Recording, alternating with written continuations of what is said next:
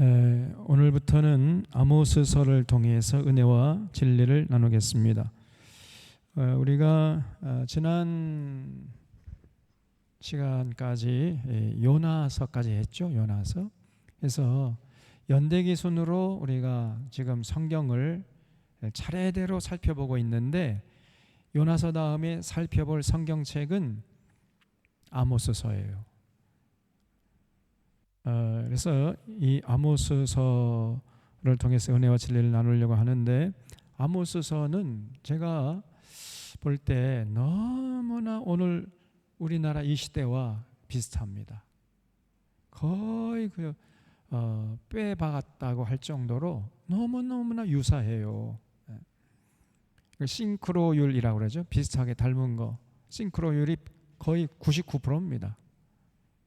그래서 우리가 이 아모스서를 잘 살펴봐야 돼요. 아모스서를 통해서 우리나라 이 지금 대한민국이라는 나라, 이 사회, 이 역사, 이걸 우리가 볼 수 있는 안목이 있어야 됩니다. 그래서 이 아모스서의 역사적인 배경을 제공하는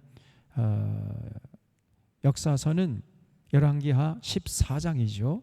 그래서 우리가 요나서 하기 전에 열왕기 13장까지 했죠. 그래서 열왕기하 14장을 펴시기 바랍니다. 그래서 이 역사서, 이 아모스서의 역사적인 배경은 열왕기하 14장이에요. 그래서 우리가 이제부터 굉장히 좀 복잡해져요. 그래서 성경을 해석하게 해야 된다. 이게 굉장히 중요한 성경의 원칙이죠. 그래서 역사서하고 예언서를 함께 볼 수 있어야 돼요. 그래서 이 아모스서는 열왕기 14장을 통해서 그 역사적인 배경을 우리가 찾아볼 수 있단 말이죠. 그래서 열왕기하 14장 1절부터 22절 말씀에는 남유다 왕 아마샤 얘기가 나와요. 아마샤.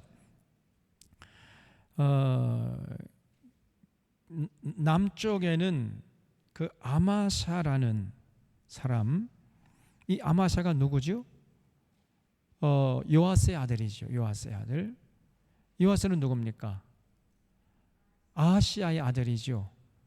그 북이스라엘 예후 장군에게 죽임을 당했던 한날 한시에 동시에 남북 왕, 그 당시 북이스라엘의 왕은 여호람이었고 남유다 왕은 여호람의 뭐예요? 사촌인 아하시아가 왕노릇하고 있었는데, 한날 한시에 동시에 예후 장군이 일어나가지고 그 이스라엘에서 이 두 왕을 차단했잖아요. 그리고 또 한 명의 여자를 차단했죠. 그 누구죠? 그렇죠. 이 남북 왕들을 배후에서 조종하고 있었던 이세벨, 이 악한 여자를 차단해 버렸습니다. 한날. 그래서 죽은 다음에, 이 아하시아가 죽은 다음에 이제 아이고 잘됐다 해가지고 그 아하시아의 어머니가 누구요? 이세벨의 딸, 천하의 악한 여자입니다.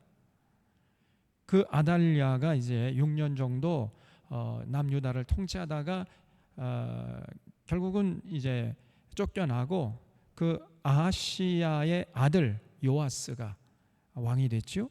그러다가 뭐 별로 한 일 없이 그냥 죽어버리고 그 아들 아마샤가 왕이 된 겁니다. 그 얘기를 하고 있어요. 이 열왕기하 14장에서.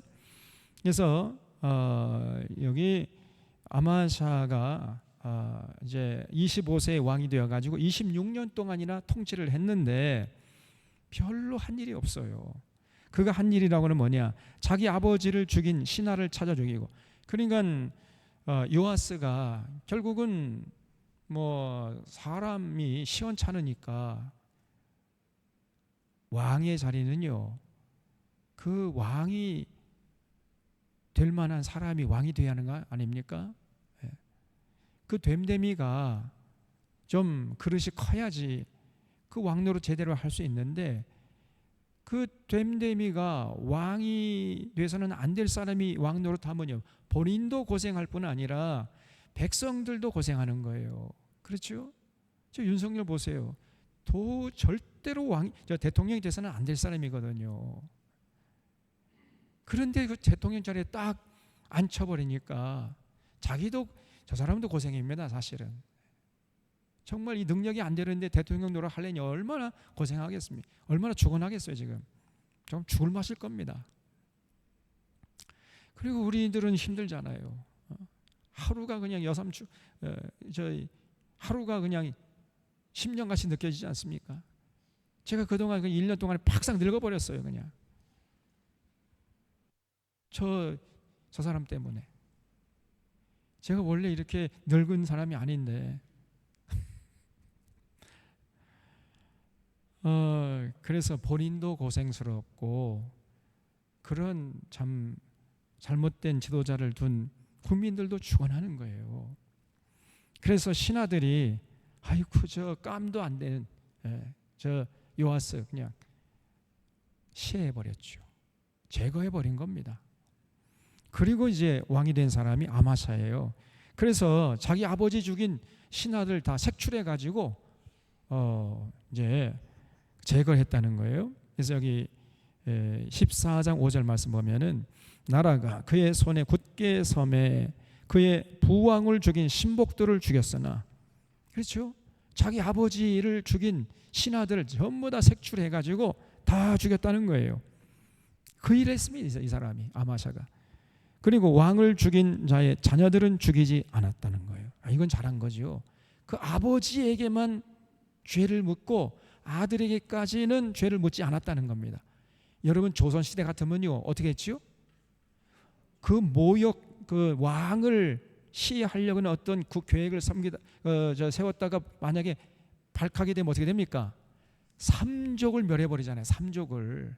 아무런 죄도 없는 그 아들, 손자들까지 다 죽여버렸어요. 얼마나 이게 끔찍한 죄입니까? 이거? 예? 얼마나 끔찍한 법이냐 그 말이에요 이게.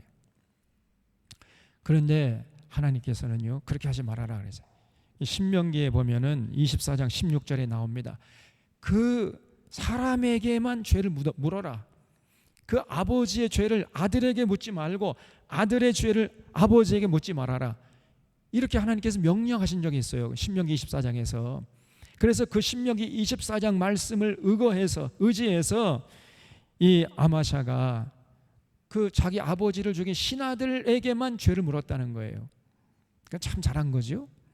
거기까지는 좀 잘했습니다. 그래서 부왕을 죽인 신복들을 죽였으나 왕을 죽인 자녀들은 죽이지 아니했으니 이는 모세의 율법책에 기록된 대로 함이라. 곧 여호와께서 명령하여 이르시기를 자녀로 말미암아 아버지를 죽이지 말 것이요 아버지로 말미암아 자녀를 죽이지 말 것이라. 오직 사람마다 자기 죄로 말미암아 죽을 것이니라. 그거 줄쳐주세요.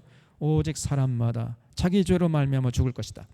우리 하나님은요 그 사람에게만 죄를 물어요. 절대로 무슨 가게에 흐르는 저주 그런 거 없습니다.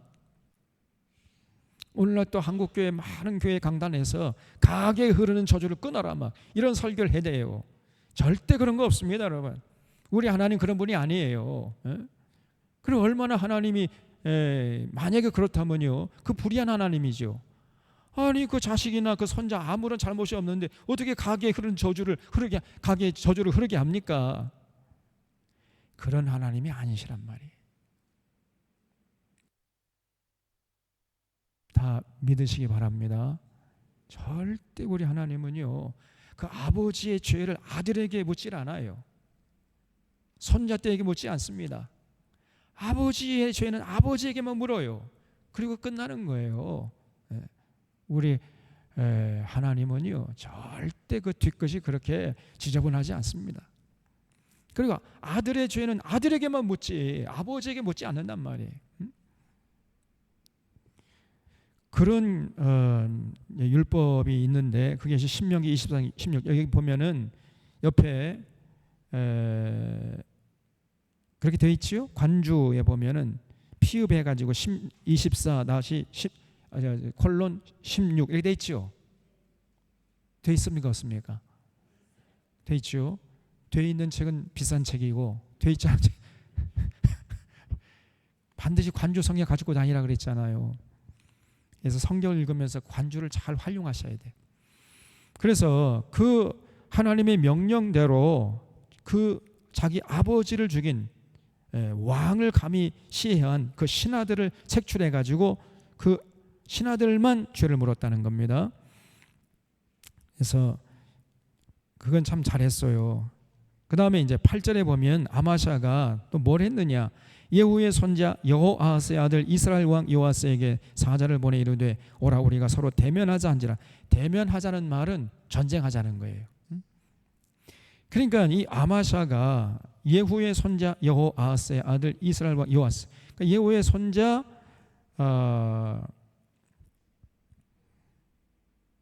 아하스의 아들 요아스, 그러니까 예후 왕조의 세 번째 왕이었죠. 3대째 왕이 되는 요아스에게 사자를 보내가지고 내가 쳐들어갈 테니까 너 단단히 준비해, 이렇게 전가를 보냈다는 거예요. 그러니까 여러분 아마샤가 누구의 손자요? 자 여기 보세요. 아마샤가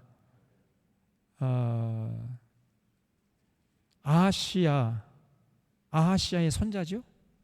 아하시아의 아들이 요아스고 요아스의 아들이 아마샤니까 아마샤는 아하시아의 손자죠.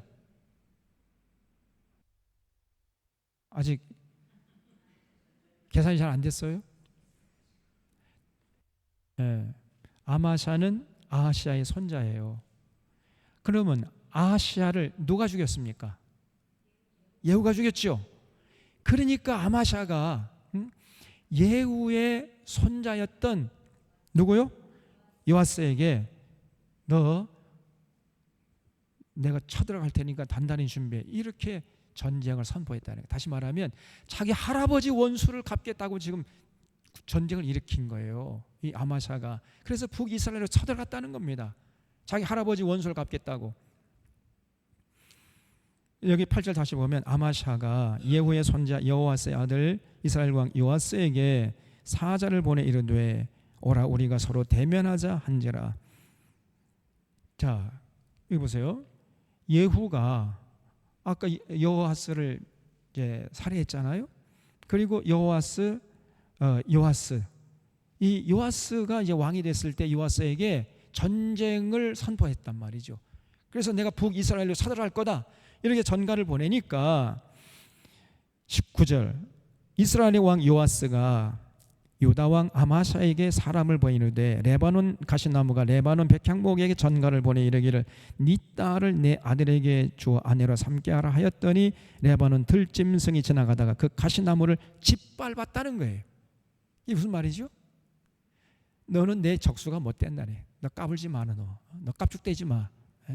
네가 조금 에돔 족속 좀 쳐가지고 승리했다고 좀 지금 깝죽대는데 너는 나와 상대가 안 돼. 지금 이런 얘기입니다. 그래서 지금 레바논 가시나무는 누구란 얘기예요? 레바논 가시나무는 아마샤고 레바논 백향목은 누구란 얘기예요? 요아스란 얘기죠. 백향목하고 가시나무하고 게임이 됩니까? 나무가요, 백향목은 정말 귀티나잖아요. 그래서 왕의 나무예요. 왕을 상징하는 나무고 가시나무는 삐쩍 말라가지고 사람이나 찔르고 있어 아무런 가치가 없는 그런 나무란 말이에요. 그래서 아마샤는 바로 레바논의 가시나무고 자기 요아스는 레바논의 백향목이라는 거예요. 그런데 어디 까부냐는 겁니다. 까불지 말라는 거지요. 그래서 너의 딸을 내 아들에게 줘 아내로 삼게 하라 했더니 레바논 들짐승이 지나가다가 그냥 그 가시나무를 짓밟아 버렸다는 거예요. 그래서 너 깝죽대다가는 너 짓밟혀 죽어, 너 까불지 마, 이렇게 이제 전가를 보냈어요. 그래서 내가 에돔을 쳐서 파하였으므로 마음이 교만하였으니 스스로 영광을 삼아 왕궁에나 내 집으로 돌아가라. 어찌해서 화를 자취하여 너와 유다가 함께 망하고자 하느냐. 이렇게 쉽게 말하면 너 젖이나 더 먹고 와. 넌 내 상대가 안 돼. 이런 얘기죠. 엄마 젖 냄새나 풀풀 풍기는 게 이 애송이가 뭘 하겠다는 거야. 그러면서 무시해버렸어요, 요아스가. 그런데 아마샤가 듣지 않았다는 거예요. 11절 아마샤가 듣지 아니함으로 이스라엘 왕 요아스가 올라와서 그와 유다 왕 아마샤가 유다의 벳세메스에서 대면하였더니 드디어 이제 전쟁 벌어진 거예요. 유다가 이스라엘 앞에서 패했어요. 쳐들어온 남유다가 북이스라엘 군대에게 패배해가지고 아마샤가 도망쳤다는 겁니다. 그러니까 이 사람이 정신 나간 사람이죠. 아니 전쟁을 할 바에는 이게 승산이 있는가 없는가 철저히 계산하고 승산이 있을 때 전쟁해야 할 거 아니에요. 그런데 그냥 감정에 치우쳐가지고 우리 아버지, 우리 할아버지 죽인 원수를 갚겠다 해가지고는 도저히 상대가 안 되는 요아스에게 쳐들어가 버린 거예요. 그러다가 혼쭐 나가지고 대패해서 도망쳐 버렸습니다. 또 누가 생각나지요? 참.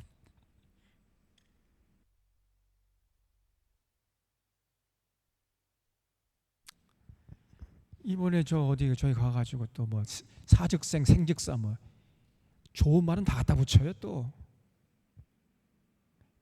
거기다 갖다 붙일 겁니까? 그게 군대도 안 갔다 온 놈이 비겁하게 군대도 안 갔다 왔잖아요. 참고로 저는 육군병장 엄병장입니다.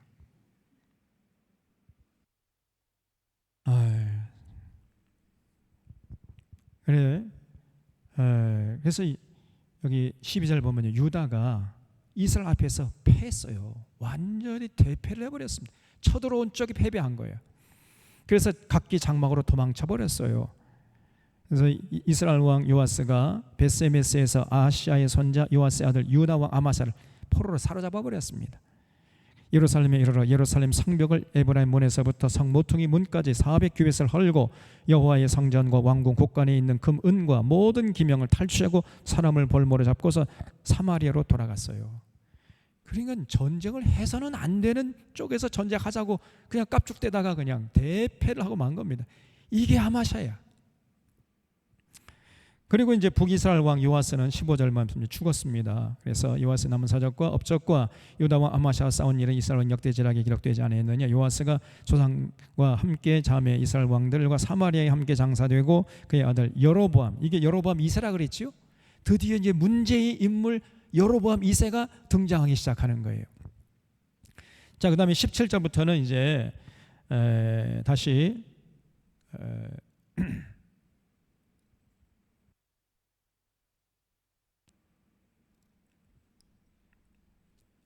이 아마샤가 어떤 노후를 보냈는가 그 얘기를 하고 있습니다. 17절 보면요, 유다 왕 요아스가 죽은 후에도 유다 왕 요아스의 아들 아마샤는 죽지도 않고 이 사람은 계속 패장은 살아있고 전쟁에서 승리한 사람은 먼저 죽어버리고 패배했던 이 아마샤는요 그 이후에도 15년 동안 더 살았다는 거예요. 그리고 아마샤의 남은 행적은 유다왕 역대지락에 기록된. 그리고 죽었습니다. 그래서 예루살렘이 어떻게 죽었느냐? 무리가 그를 반역한 거로 그가 라게스로 도망했더니 반역한 무리가 사람을 라게스로 따라 보내 그를 거기서 죽이게 하고 그 시체를 말에 실어다가 예루살렘에서 그의 조상들과 함께 다윗성에 장사하니라 그랬죠. 결국은요, 이 아마샤도 자기 아버지 요아스처럼 신하들에게 결국 죽임을 당한 거예요. 저거는 왕이 돼서는 안 될 자다, 이런 평가를 받은 거예요. 아니 전쟁을 일으켰으면 승리해야 되는, 패배하고 돌아왔잖아요. 패장이잖아요. 그러니까 신하들에게 무시당한 거예요. 그래서 어느 날 이제 신하들 중에서 몇 사람이 일어나가지고 그 아마샤를 살해해버렸습니다. 이 권력이란 게 무서운 거예요. 저 윤석열이 저거 얼마 남지 않았습니다. 지금 권력에 취해가지고 도대체 자기가 무슨 짓을 하고 있는지조차 모르고 있어요. 이 나라를 정말 불구덩이로 지금 집어던지고 있잖아요. 저게. 저러다가는 저 밑에 자기가 신임했던 그 권력의 중심부에 있는 이런 사람들에 의해서 죽임을 당할 겁니다. 저거. 이게 무서운 겁니다. 현실이. 음, 그래서 그 시체를 20절에 보면 그 시체를 말에 실어다가 예루살렘에서 그의 조상들과 함께 다윗성에 장사하니라. 유다 온 백성이 아사랴를 그의 아버지 아마샤를 대신하여 왕으로 삼았어요. 그래서 그 아마샤의 아들이었던 아사랴가 다시 이제 왕이 됐다는 거죠. 그러면 이 아사랴라는 얘기 나오는데 이 아사랴가요 이름이 두 개예요. 성경에는 아사랴, 어떤 데는 아사랴라고 하기도 하고 우시야라고 하기도 합니다. 우시야. 무려 52년 동안이나 통치를 했습니다. 52년 동안. 이 사람이 아사랴가 처음에는 좀 왕노릇 제대로 하다가 문둥병이 걸려요. 그래서 별궁에 들어가 살아나오지 못하고 그냥 별궁에서 죽었습니다. 그래서 그 아들이었던 요담이라는 사람이 이제 왕노릇을 했다는 거죠. 그래서 21절에 유다 온 백성이 아사랴를 그의 아버지 아마샤를 대신하여 왕으로 삼으니 그때의 그 나이가 16세에 아사랴가 왕이 돼가지고 무려 52년 동안이나 나라를 통치했단 말이죠. 아마샤가 그 조상들과 함께 잔 후에 아사랴가 엘랏을 건축하여 유다에 복귀시켰더라. 그다음에 23절은 다시 카메라 앵글이 북이스라엘로 이제 옮겨집니다. 그래서 북이스라엘은 그 어떻게 했는가? 유다 왕 요아스의 아들 아마샤 제 15년에 이스라엘 왕 요아스의 아들 여로보암, 이 여로보암이 여로보암 2세라 그랬어요. 드디어 문제 인물이 나옵니다. 사마리아에서 왕이 되어 무려 41년 동안이나 다스렸다는 거예요. 여호와 보시기에 이 사람이 악을 행하여요. 그냥 하는 짓마다 하나님 마음을 불편하게 하고 하나님께서 하지 말라는 짓 골라서 합니다. 이스라엘에게 범죄하게 한 느밧의 아들 여로보암의 모든 죄에서 떠나지 아니했더라. 결국은 금송아지 우상을 숭배케 했다는 거죠. 이스라엘의 하나님 여호와께서 그의 종 가드 헤벨 아미떼의 아들 선지자 요나를 통하여 하신 말씀과 같이 여로보암 2세입니다. 이스라엘 영토를 회복하되 하맛 어귀에서부터 아라바 바다까지 했으니 이는 여호와께서 이스라엘의 고난이 심하여 매인자도 없고 노인자도 없고 이스라엘을 도울 자도 없음을 보셨고 여호와께서 또 이스라엘의 이름을 천하에서 없이 하겠다고도 아니했으므로 요아스의 아들 여로보암의 손으로 구원하셨니었더라. 그러니까 이 여로보암 2세가요 왕이 된 다음에 북이스라엘의 지경을 굉장히 넓혔다는 거예요. 북이스라엘 역사 속에서 가장 강력한 나라를 이루었던 시대가 여로보암 2세였어요. 여로보암 2세 시대였단 말이죠. 그래서 보세요. 예후가 죽고 예후의 아들 여호아스, 그 다음에 여호아스의 아들 요아스의 아들 여로보암 2세. 이 여로보암 2세 때에 북이스라엘이 가장 강성한 나라였단 말이에요. 영토도 가장 넓었고요. 그리고 정치적으로도 안정되고 군사적으로도 강력한 군사력을 자랑했고 물질로의 풍요로움도 누렸습니다. 그런데 하나님이 보실 때 그 시대가 악한 시대였다는 거예요. 가장 악한 시대. 북이스라엘 역사 속에서 사실 오므리 왕조 시대보다도 더 악하면 더 악했지 덜 악하지 않았다는 것입니다. 그래서 여러분 우리가 하나님께서 오므리 왕조가 타락했잖아요. 그래서 오므리 아합 시대가 이세벨, 아합과 이세벨 이것들이 분탕질을 국정농단 했잖아요. 그래서 하나님이 참다 못해가지고 예후 장군을 보내가지고 왕조를 바꿔보지 않았습니까? 그래서 예후가 조금 하는 척하다가 그냥 원래 상태로 돌아가 버리고 그 다음에 요아스 여로보암 2세 지난 다음에 뚜껑을 열어보니까 오므리 왕조보다 더 타락했던 거예요.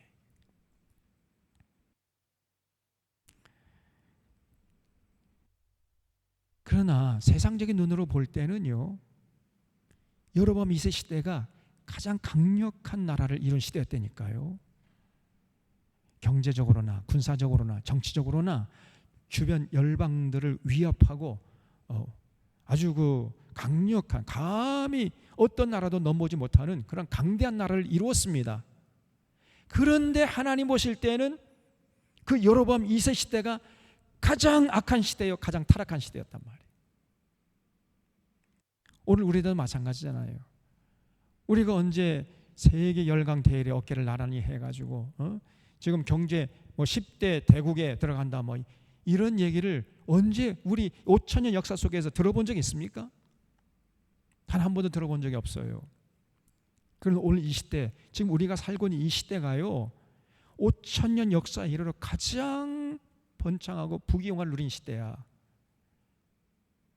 세상적인 눈으로 볼 때는 그런데 하나님의 눈으로 볼 때는요, 이 시대만큼 더 타락한 시대가 없었다고 말이에요. 그래서 하나님의 눈과 하나님의 평가와 사람들의 평가는 다릅니다. 그럼 우리가 어느 평가를 따라야 되는 거예요? 하나님의 평가를 따라야지. 왜 하나님께서 그렇게 악한 시대라고 규정했는가? 결국은 영적 어둠이 쉽게 깔렸어요. 물질의 부귀를 누렸지만은 그러나 모든 사람들의 마음속에 돈, 물질, 이 만모니즘, 바알이에요. 바알이 풍요의 신이거든요. 전부 다 바알을 섬기고 있었단 말이죠. 권력자나 제사장이나 재판관이나 상인이나 교회 대제사장 교회 와서 전부 다 목사들도 마음에 돈이야. 돈을 섬기고 있었습니다. 겉으로는 막 교양이 있는 척, 신앙이 있는 척 이렇게 하지만 실제적으로 그 삶의 중심은 돈이에요. 그래서 하나님께서 그 시대가 가장 악한 시대다 이렇게 평가하신 거예요.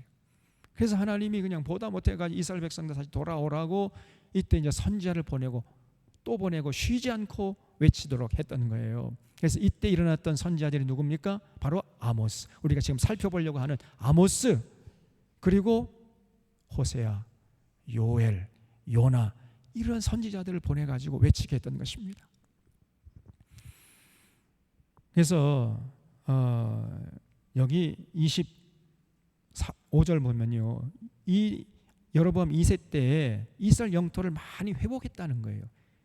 그래서 지경이 넓혀졌습니다. 강대한 나라를 이뤘다는 거예요. 하맛 어귀에서부터 아라바 바다까지. 이거는 자 보세요. 이렇게 지도를 보시면요, 이게 이 북쪽으로는 이 갈릴리 호수 저 북쪽까지, 아람 지역 그 북쪽까지, 다메섹 그 저 위쪽까지, 그리고 남쪽으로는 여기 그 사해 맨 끝까지, 이렇게 굉장한 땅을 차지한 나라가 됐어요. 이렇게 여기 보이십니까? 여기 이게 이제 북이스라엘의 국경인데 이렇게 큰 나라를 이룬 적이 없었단 말이에요. 그래서 가장 강력한 나라를 이뤘던 겁니다. 그 왜 이렇게 하셨느냐 하면은 이스라엘 고난이 심하여 매인자도 없고 노인자도 없고 이스라엘을 도울 자도 없음을 보셔가지고 하나님이 불쌍히 여겨가지고 이스라엘 백성들, 북이스라엘 백성들을 강한 나라가 되게 하셨다는 겁니다. 그래서 여로보암을 보내가지고 여로보암을 통해서 굉장히 참 강력한 나라, 부귀영화를 누리는 나라로 만들어 주셨다는 거예요. 그런데 문제는 이렇게 부귀영화를 누리다 보니까 이제 온 국민들 마음속에 바알이 들어와 가지고 결국은 하나님을 저버리고 바알을 숭배하기 시작한 겁니다. 전부 다. 정치도 타락하고 경제도 타락하고 사회도 타락하고 문화도 타락하고 심지어 교회마저 다 타락해요. 교회 전부 다 바알을 섬겨요. 바알을. 겉으로는요 하나님을 섬기는 척합니다. 근데 우리 하나님의 평가는요, 하나님의 시선은 그 껍데기를 파고 들어가서 중심을 보잖아요. 중심에는 전부 다 바알이 들어있는, 바알이. 그 하나님의 불꽃 같은 눈을 누가 피할 수가 있겠습니까? 자, 그래서 그런 시대에 등장해가지고 활동한 선지자가 바로 아모스 선지였다 그 말이죠. 아모스. 그래서 여러분 아모스를 읽어보면요 우리나라랑 너무 비슷하다니까. 그래서 여기 지금 아모스 선지자는 두로, 이스라엘을 중심으로, 북이스라엘이게, 북이스라엘이 남유다입니다. 그 북이스라엘의 주변에 있는 열방들의 죄악상을 낱낱이 폭로를 해요. 두로의 서너 가지 죄로 인해 내가 그 벌을 자, 아모스서 1장을 펴보세요. 돌이키지 않는 두로의 서너 가지 죄, 다메섹의 서너 가지 죄, 암몬의 서너 가지 죄, 모압의 서너 가지 죄, 에돔의 서너 가지 죄, 남유다의 서너 가지 죄, 가사의 서너 가지 죄로 인해 내가 그 벌을 돌이키지 않을 것이다. 이렇게 이제 주변 열방들의 죄악상을 폭로한 다음에 점점 그 초점이 어느 나라에게로 모아져요? 북이스라엘로 모아지는 겁니다. 그래서 1장 1절부터 2장 5절까지는 그 북이스라엘 주변의 열방들의 죄악상을 폭로하는 내용으로 되어 있어요. 그리고 2장 6절부터 9장 끝까지 아모스 전체가 북이스라엘의 죄악상을 폭로하는 내용으로 되어 있습니다. 그 정도로 북이스라엘이 타락했다는 거예요. 아모스 시대의 북이스라엘의 죄악상을 살펴보면요, 모든 것을 가늠한 척도가 돈이야. 돈.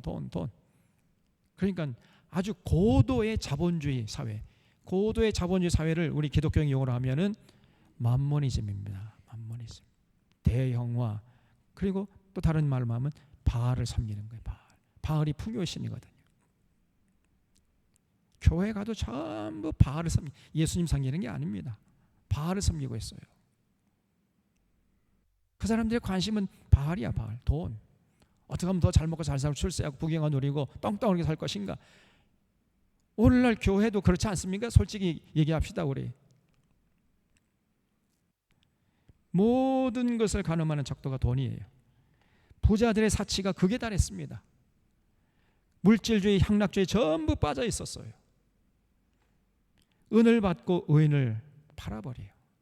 의인은 여러분 존경의 대상 아닙니까? 근데 은을 받고 의인을 그냥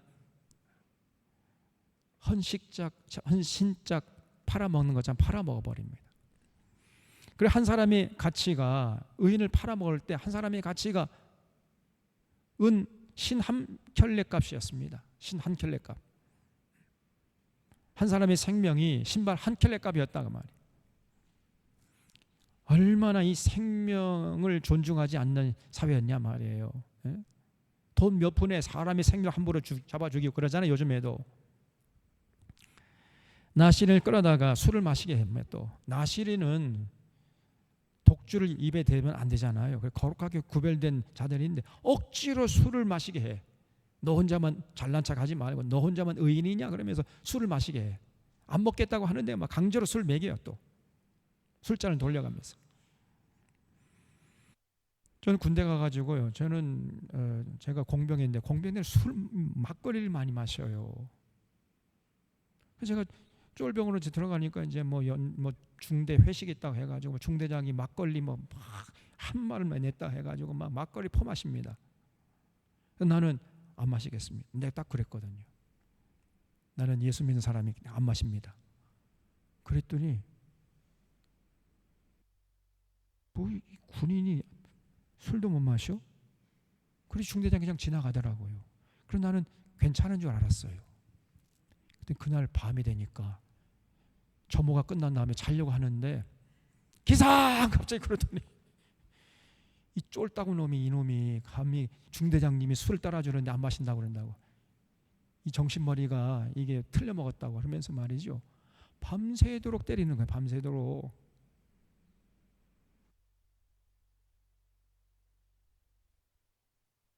제가 그때 야, 내가 진짜 군대 와 있구나. 그때 알았습니다. 술 안 먹게는 강제로 먹여. 안 먹으면 안 됩니다. 그래서 저는 끝까지 안 먹었어. 또 나는 먹고 싶어야 먹고, 안 먹으면 안 먹어. 내가 죽이라고 해, 죽어라, 죽인다 해도 안 먹어.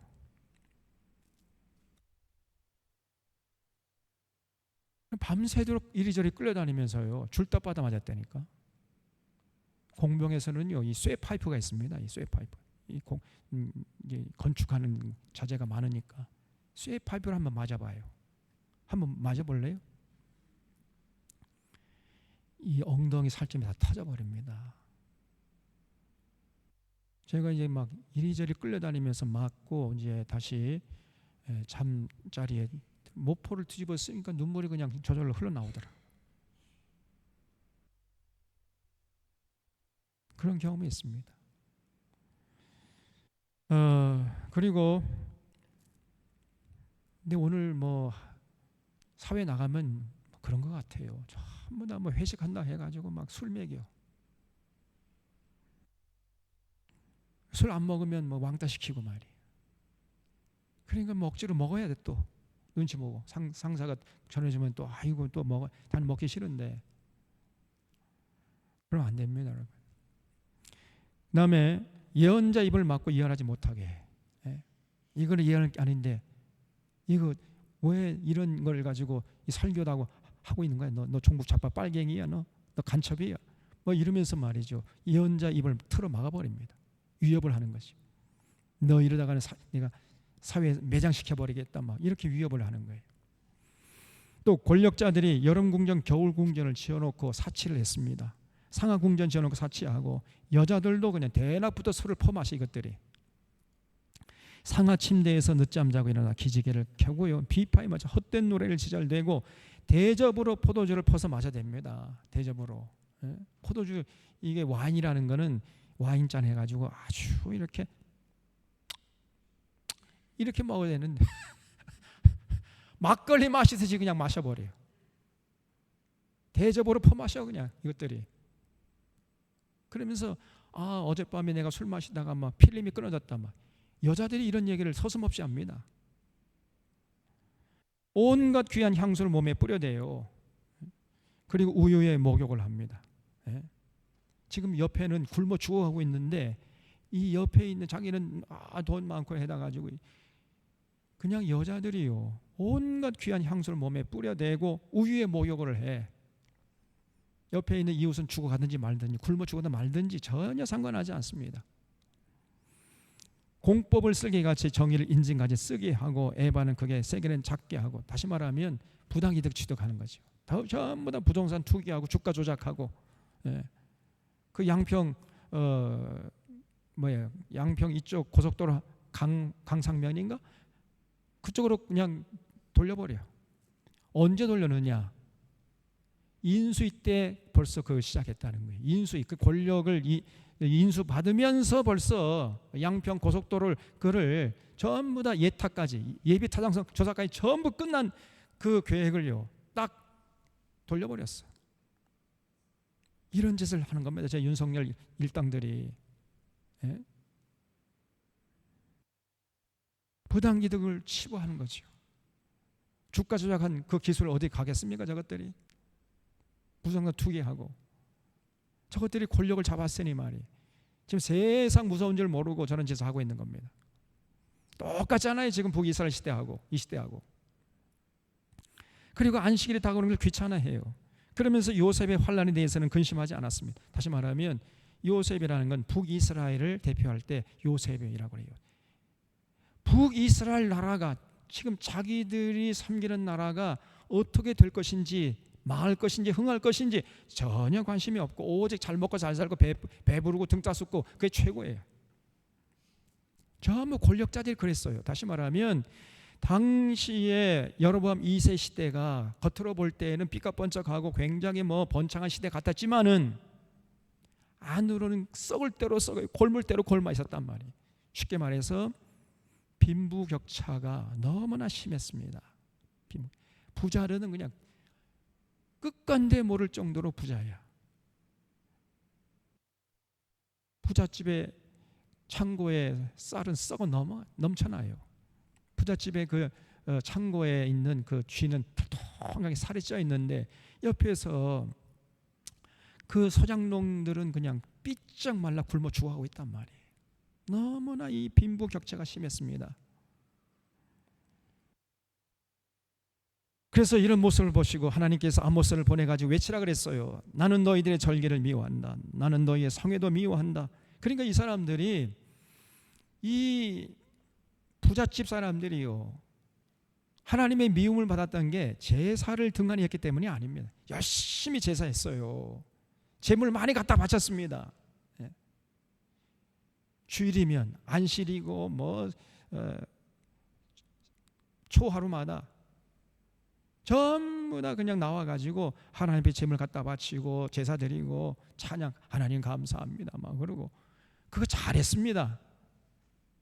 예배를 등한했기 때문에 하나님께 분노를 산 게 아니고, 그런 건 너무너무 잘했는데 삶의 현장에 나아가서 더불어 살려는 하나님의 뜻을 받들지 않았던 거예요. 그래서 하나님이 내가 너희들의 절기를 미워하고 성회도 번제도 희생의 화목제도 미워하고 너희들의 내 앞에서 부르는 노랫소리도 내가 미워하고 비파소리도 미워한다. 내 앞에서 노랫소리를 그쳐라. 너희들이 아무리 그런 노래 해봤자 내가 듣지 않겠다. 귀를 막아버리겠다는 거, 하나님이 이렇게 말씀하셨습니다. 그러면서 하시는 말씀이, 내가 진정으로 바라는 것은 공법을 물같이 정의를 강물같이 흐르게 하는 것이다. 다시 말하면 나와 약속한 신의 산 언약, 하나님 사랑하고 이웃 사랑하고 더불어 사는 세상을 위해서 헌신해다오. 이게 내가 원하는 것이라는 거예요. 이것이 아모스의 내용입니다. 자, 그래서 아모스서 1장부터 9장까지 있는데 1장부터 2장 4절까지는 북이스라엘 주변 열방들의 죄악상을 고발해요. 여러분, 우리 하나님이요, 온 열방을 통치하시는 하나님이신 줄로 믿으시기 바랍니다. 그 하나님의 불꽃 같은 눈을 피할 수 있는 나라는 아무도 없어요. 그래서 우리가 이 1장 1절부터 2장 4절 보면요, 정말 그냥 숙연해지지 않을 수 없습니다. 이야, 우리 하나님이 열방을 불꽃 같은 눈으로 다 지켜보고 계시는구나.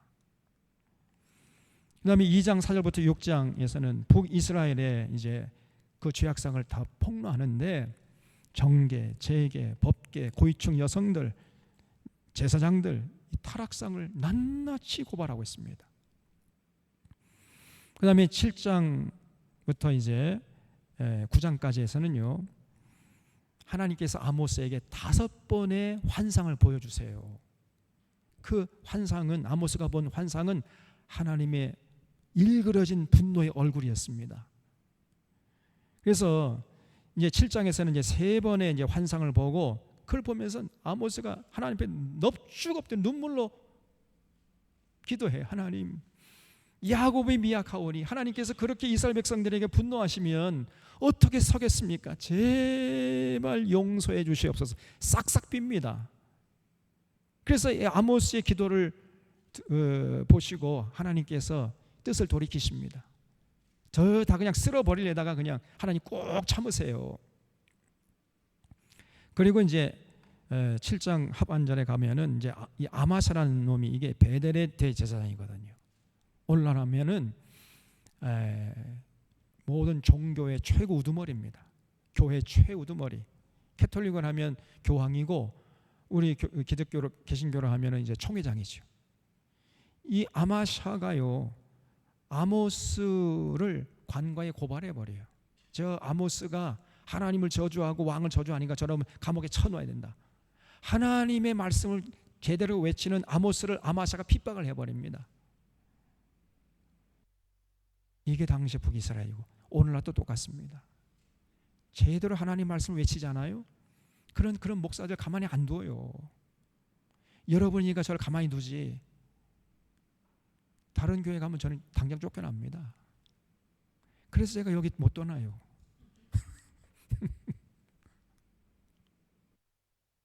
뭐 다른 교회에서 받아주지도 않고.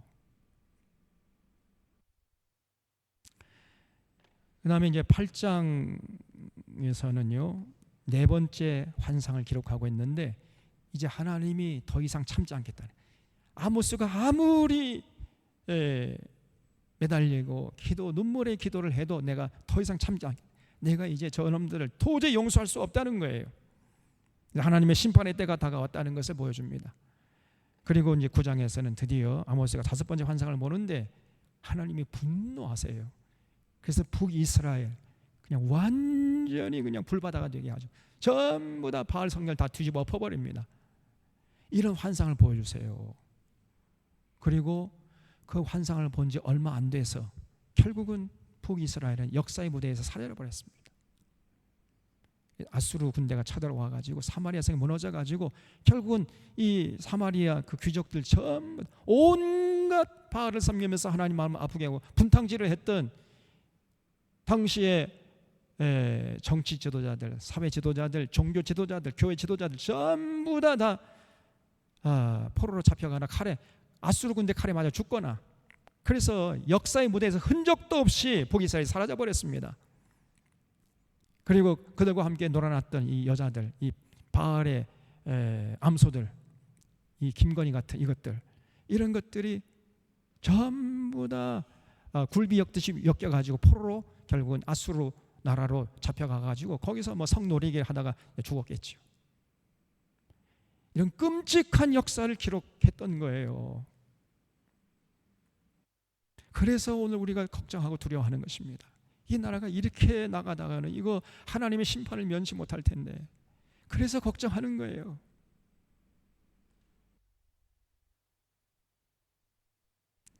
자, 아모스서 1장을 보겠습니다.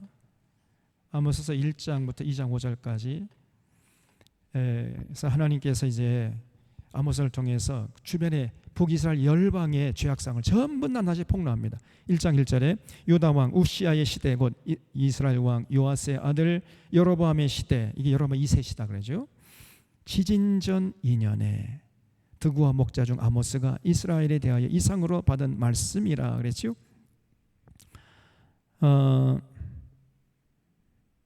여기 1절에는요 굉장히 많은 내용이 담겨 있어요. 이걸 읽어내야 됩니다. 그래야 우리가 성경을 읽었다고 할 수 있어요. 여기 어떤 내용이 담겨 있을까요? 1절에서 전하는 메시지를 찾아내면 하산해도 됩니다. 이제 뭐예요? 네? 그러니까 남유다는 우시아가 이제 통치하던 때 북쪽에는 요아스의 아들 여로보암, 이게 여로보암 2세라 그랬죠. 여로보암 2세가 통치하던 때에 지진이 났는데, 그 지진이 나기 전에 몇 년 전? 지진이 나기 2년 전에 드구아의 목자 중 아모스가 이스라엘 대하여 이상으로 받은 말씀이, 그러니까 지진이 나기 2년 전에 아모스가 하나님께 부름 받아가지고 하나님 말씀을 외쳤는데 2년 후에 거대한 지진이 났다는 거예요. 자, 그럼 이게 무슨 말이에요? 아모스가 전한 하나님의 말씀을 북이스라엘 백성들이 받아들였다는 얘기입니까? 안 받아들였다는 얘기입니까? 안 받아들였다. 그래서 하나님이 너무너무 분노하셔가지고 그 땅에 지진을 보냈다는 거예요. 그런 내용이 여기 1절에 담겨 있습니다. 벌써 1장 1절에 아모스가 아무리 외쳐봤지만은 이스라엘 백성들이 듣지 않았다, 그런 메시지가 여기 담겨 있어요. 여기 여로보암 2세 시대 때 난 지진은요, 산이 여기서 여기까지, 저 섬진강, 저 백운산이 말이죠, 섬진강 바다 끝까지 떠내려갈 정도로 그렇게 큰 지진이었다는 거예요. 예를 들면, 그래서 옛날에 그 연대를 기록할 때, 옛날에는 뭐 음력도 없고 양력도 없었잖아요. 어떻게 연대를 기록했겠습니까? 그 시대에 일어났던 큰 사건을 중심으로 연대를 기록하는 거예요. 그래서 여로보암 시대의 지진, 그러면 아하, 그 시대 딱 사람들이 알 정도로 그렇게 큰 지진이었어요. 그 큰 지진이 나기 2년 전에 하나님의 부르심을 받아가 아모스가 외쳤는데 2년 후에 결국 지진이 났다는 것은 이게 하나님의 심판이고, 그럼 결국 무슨 말이냐? 이스라엘 백성들이 아모스가 전한 하나님의 메시지, 말씀을 듣지 않았고 회개하지 않고 하나님께 돌아가지 않았다는 얘기입니다. 그냥 한 귀로 듣고 한 귀로 흘려버리는 거예요. 그래서 2절에 보면 그가 이르되 여호와께서 시온에서부터 부르짖으시며 이스라엘 예루살렘에서부터 소리를 내시리니 목자의 초장이 마르고 갈멜산 꼭대기가 마르리로다 그랬죠. 여러분, 우리 하나님이요 한번 부르짖잖아요. 그리고 소리 내시잖아요. 그럼 어떻게 되는가? 목자의 초장이 말라버려요. 저 들판에 풀이 다 말라 시들어버린다. 그리고 갈멜산 꼭대기가 다 말라버려요. 갈멜산은 뭐 그렇게 높지 않은 산이지만 그래도 이스라엘로 봐서는 굉장히 높은 산입니다. 근데 갈멜산 꼭대기가 말라버린다는 건 뭐예요? 항상 산 정상에는요, 갈멜산 꼭대기, 산 정상 꼭대기는 그건 구름이 지나죠. 구름이 지나기 때문에 땅이 어떻게 돼 있어요? 촉촉하게 젖어 있습니다. 그런데 그 산 꼭대기 정상의 땅도 다 말라버린 죠. 다시 말해 하나님이 한번 화내시잖아요. 하나님 분노하시잖아요. 그러면 그냥 완전히 들판에 초목들이 다 말라 비틀어져 버리고 저렇게 촉촉하던 땅들도 전부 다 삐쩍 말라버린다는 거예요. 옛날에 그 산울림이라는 우리 젊을 때 그런 그룹 사운드가 있었는데 거기서 이제 발표한 노래 중에 산 할아버지라는 노래가 있어요. 산 할아버지 구름 모자 썼네 나비같이 훨훨 날아서 어쩌고 저쩌고 막 그런 노래가 있어요. 산 할아버지 구름 모자 썼어요. 아주 그 동심을 이렇게 표현한 거죠. 산 할아버지는 항상 구름 모자 씁니다. 그러니까 산 꼭대기는 항상 촉촉하게 이렇게 습기가 있는데 하나님이 분노하시잖아요.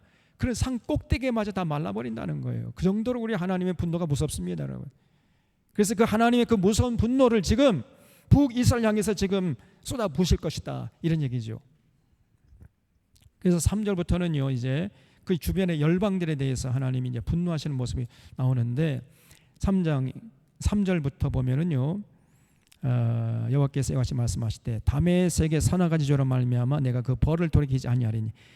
그래서 어떤 나라의 서너가지 죄로 말미암아 내가 그 벌을 돌이키지 아니하리, 이 말이 계속 반복해 나옵니다.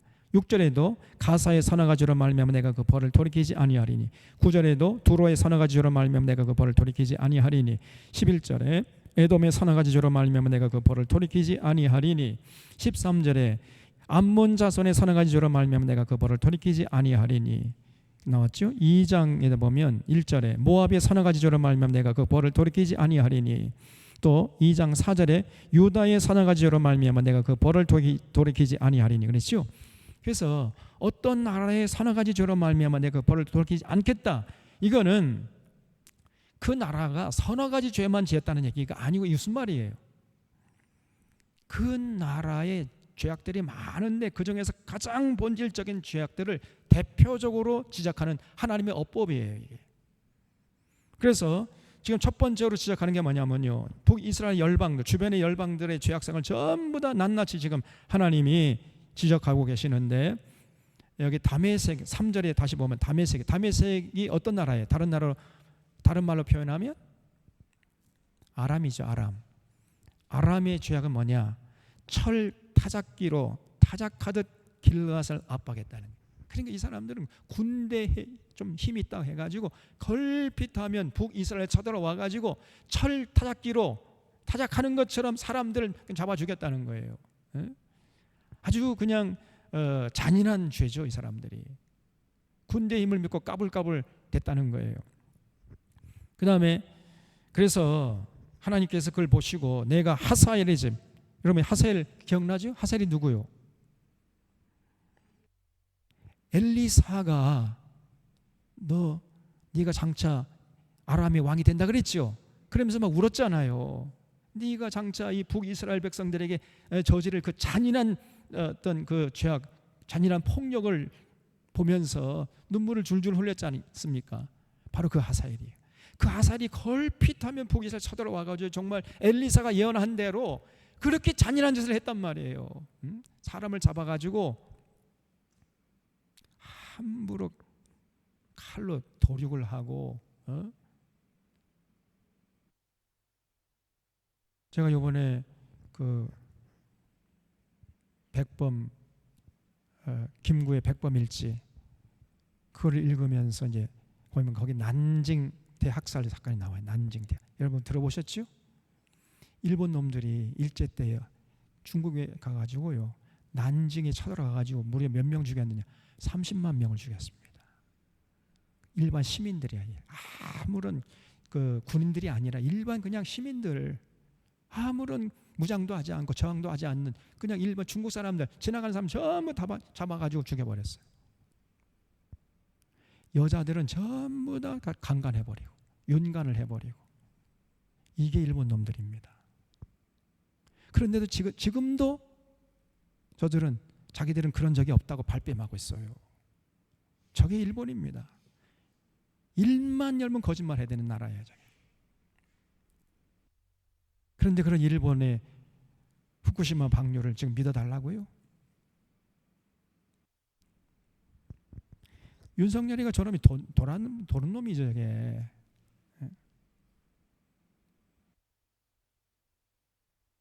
저런 매국노가 어디 있습니까, 여러분? 그래서 이 담의 세계, 이런 아주 정말 말로 표현할 수 없는 그런 죄를 지었어요. 똑같아요. 일본 일제 시대 때 그거 여러분 난징 학살 그 영화도 있고 책도 있어. 그거 보세요 한번. 무슨 짓을 했는지. 이 사람들이 생체 실험도 하고요. 그리 여성들을 이렇게 벌거벗고 멀리 세워놓고는 사격 연습을 했다니까. 거기 유방에다가 총을 쏴. 사격 연습을. 누가 많이 죽였는가 이거 시합하는 거예요. 누가 많이 죽이는가. 그것도 신문에 대명장에 나. 많이 죽일수록 더 상을 받는 거예요. 이게 일제입니다, 여러분. 그런 일제의 죄악을 우리가 잊어버려요? 망각을 해버려요? 그래 그냥 넘어가요? 근데 저들은 자기들은 그런 적이 없대. 전부 다 역사적인 증거가 남아있음에도 불구하고 발뺌을 합니다. 아탐에 똑같은 짓을 했어요. 타작기로 타작하듯 길랏을 압박했다는 거예요. 그래서 내가 하사엘의 집에 불을 보내리니 베나닷의 궁궐들을 사르리라. 내가 다메섹의 빗장을 꺾으며 아웬 골짜기에서 그 주민들을 꺾으며 벳에덴에서 귀 잡은 자를 끊으리니. 그러니까 귀 잡은 자는 그러니까 지도자의 지팡이죠. 지도자들이 문제입니다, 여러분. 지도자들이 타락해서 나라가 망하는 거예요.